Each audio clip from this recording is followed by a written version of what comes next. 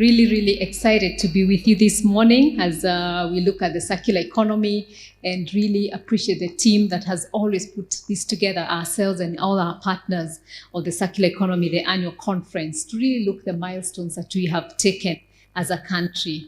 And I'm really excited just to hear Dr. Jenga and others really what they have had to say this morning of what they're doing in their spaces. And we have many of just the different ones, what government has done, and just really taking this agenda seriously as a country. We know the world is really grappling with the whole idea of climate change, carbon issues and all that. And so before we get there as a country and as a continent, I think we need to make, it's good that we're making the changes. We're very aware of what we need to do. And so I'm very happy that we can continue to have this conversation. And I'd really just speak very briefly around what we're doing as a private sector. So when I speak here, I'm just rallying the voice of the private sector, because for all of us, and for those who do not know, the Kenya Private Sector Alliance is the umbrella body of the private sector. So we bring the voices together from the different sectors. And so some of the things that we are doing here are really being implemented by all our different members. And we hope to see a lot of that. So the circular economy is a private sector strategy for promoting sustainable production and consumption, reducing pollution and waste through designs that maximize material utility, extend lifespan, and use regenerative approaches, enabling systems transformation of sustainable development. When I was listening to the representative of USAID and what you're doing with the blue oceans and all that, I think for me that's the exciting part, that sometimes we forget there's a whole life out there in the oceans, and we think it's only the life that we see outside in the dry land. And if we don't take care of both ends, then we will not survive as a human race. So Kenya embraced the circular economy and regenerative approaches for tackling pollution control and waste management, as well as reducing emissions. And the reason why I'm mentioning this is because a lot is contributed by the private sector. But again, the private sector needs just leadership. It needs working closely with other stakeholders, working with government, especially on the policy side and the enforcement of that. And some of the sectors that I'll mention and what they're doing in very briefly is trade and industry, which is implementing the extended producer responsibility for packaging materials. And the law requires that all materials are covered with extended producer responsibility. The electronic sector has also embraced reuse, refurbishing, and recycling measures for keeping the scarce resources in the economic cycle. And I think we know what really the dangers in the electronic sectors, from batteries to everything else, if left lying in our environment and all that. And so the need to really take care of the waste that is coming from this sector. Recently, I heard of a conversation where sometimes we are not very careful as a country, and as we buy the reused fridges and such items, we don't realize the dangers that we're exposing ourselves, because some of them, by the time they're getting disposed from where they're coming from, is because of what they're emitting, the emissions they're emitting. And so when we buy them without really KEPSA and others going through that and realizing, do they have the right standards, then we're exposing people to a lot of dangers. And so it's important that we work very closely with the government and other stakeholders to ensure that even what is coming into this country is right, is good for the environment, is good for the human.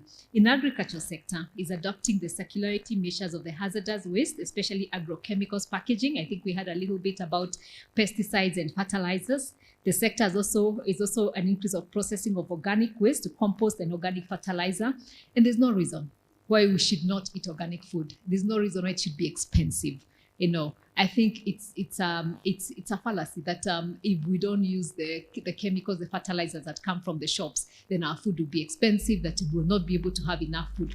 We can still eat organic food. We can still eat good food by just going through the circular economy, by recycling our waste, by really composting and all that. And I think if we started, however small we could start, we can do that. But there's also organic fertilizers. So how do we ensure? And I'm speaking this because government is represented here by the representative of the CS, Linda. And so as you discuss as government, I think it's important that you bring in the voice of the private sector. But at the same time, as Dr. Jenga said, let's not focus on just making money. is what, we could make money and destroy ourselves. What do we need to do to make sure that we are also giving Kenyans what is right? And it is all there if we worked together and really focused on the right policies and the right production. And there are examples. I think recently we saw an article in the news where people in Murang'a were painting avocados so they could sell. What dangers are we exposing ourselves? There recently I also had in Mwea, a lot of the rice we buy on the streets, on the roadside, because we all stop there with our cars and we're in a hurry and we say, I just want bishori, the real good smelling Mwea bishori. Do you know what they're doing now? They have a chemical they spray that smells like bishori, and so you smell it and it says it smells good and you buy. Where are our regulators? We are in business. We want our traders to do business. We want people to sell. We want people to buy. But government has to come in with the right regulations. So just bringing out some of these things that we need to think about, even as we're thinking about circular economy, as we're thinking about the right things to give our people, we cannot forget about the health of our people. And I was really looking forward to the PS of Public Health being with us, because this is some of the things that need to go into that sector.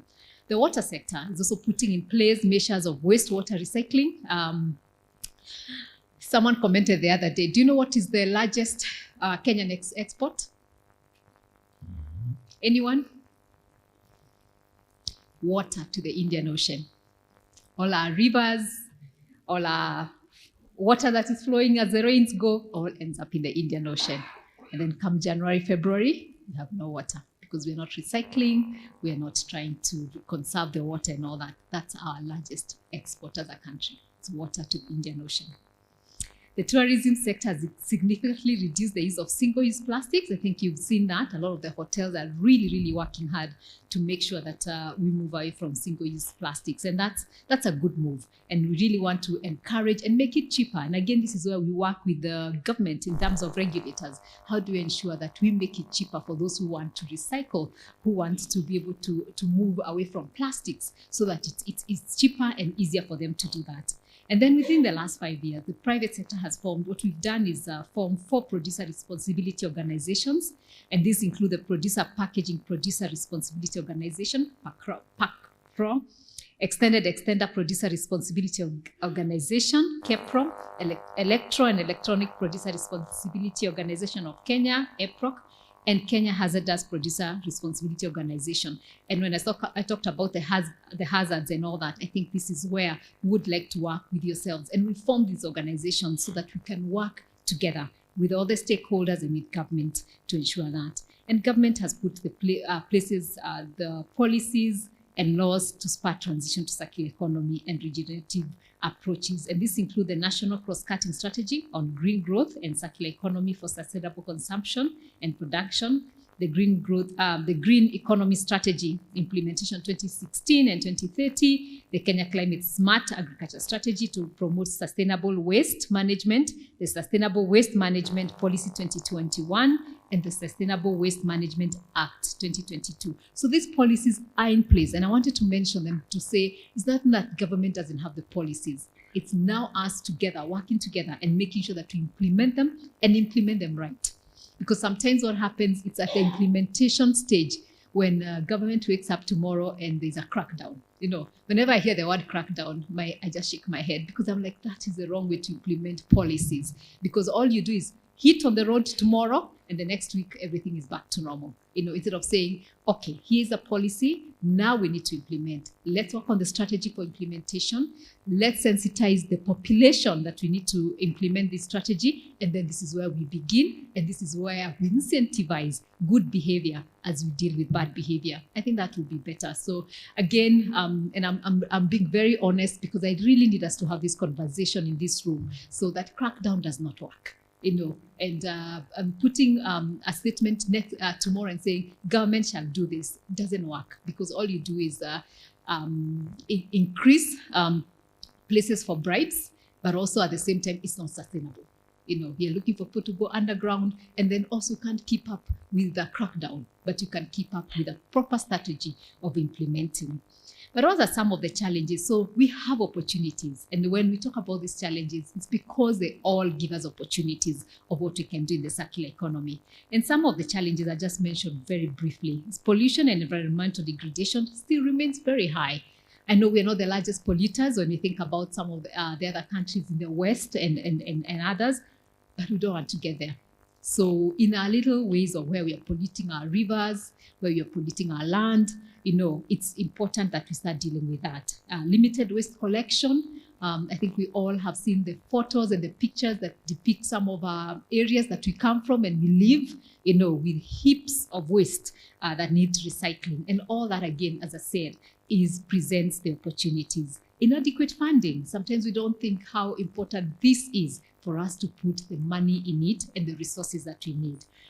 And inadequate awareness and education of the benefits of circularity. How many times do you drive on the road and you just see someone throw something out the window and you think, have they even thought? But to them, they don't live there. They're just passing by, but they don't realize what that effect, that impact has on their lives, wherever they're going. Whether they are going 100 kilometers from there, the impact of that where they're throwing, And so just really sensitizing and making it awareness. And if there's something I would like us to partner with government and all stakeholders for 2024 is awareness and education, especially at household level and waste and how we dispose our waste. If we could do that, I think we'll begin a journey that will change people from the households. Because again, we can have those conversations. You and I may do it, but if we don't ensure our relatives and our friends and everyone else is doing it at the local level, at the place they can and where they can begin, then we will not have done our job well. Lack of appropriate technologies. There are all these technologies. So there's low technical capacity and financial resource constraints, as I've mentioned, and implementation and enforcement of losses of policies. And so with those challenges comes the opportunities. First, the reduction in production costs through reuse, refurbishment, and recycling of materials, hence lowering the need for constant acquisition of new resources. So if we start reusing, if we start refurbishing, if we start recycling, it will also become cheaper for us to produce because then we are not always buying new materials. Secondly, is fostering innovation by promoting eco-design. I mean, it was very exciting to see the models with the clothing today. Those kind of innovations is what we need in every sector, So we saw that in the fashion industry, but what about every sector? We can do that with every sector and develop products and services leading to new revenue streams and market differentiation and diversification. We have a job crisis for the youth, but here is an opportunity of where we can create a lot more jobs by just doing this.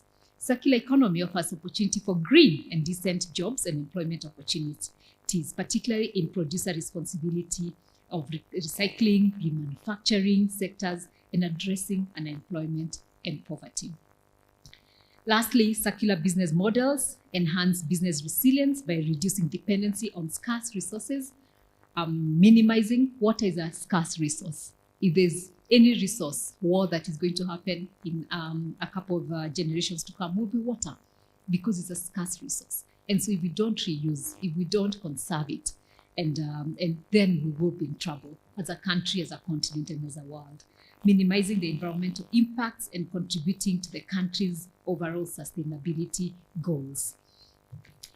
And so, ladies and gentlemen, as I end my short statement this day, let me just highlight a few things that we as KEPSA, as we're leading the private sector to accelerating circular economy, we are doing.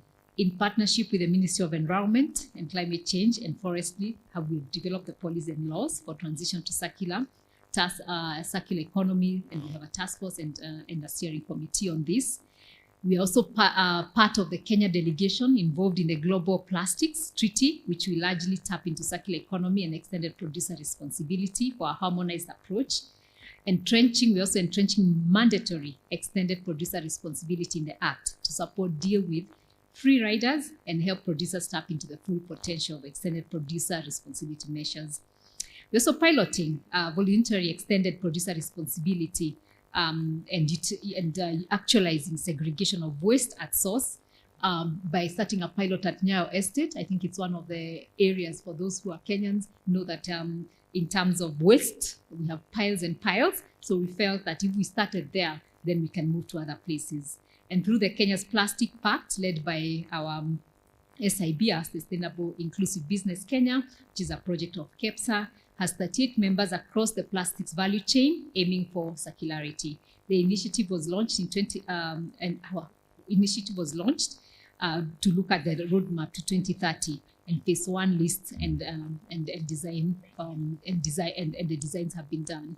Then the development of recycling design guidelines to support the Plastic Pact members' increased recyclability of plastics packaging. I think if we deal with just plastics and because we cannot eliminate them from being produced, they're useful in many ways, but if we recycle them and also got new products through innovation out of them, then we will not need to deal with burning plastics, but it's how we use those plastics.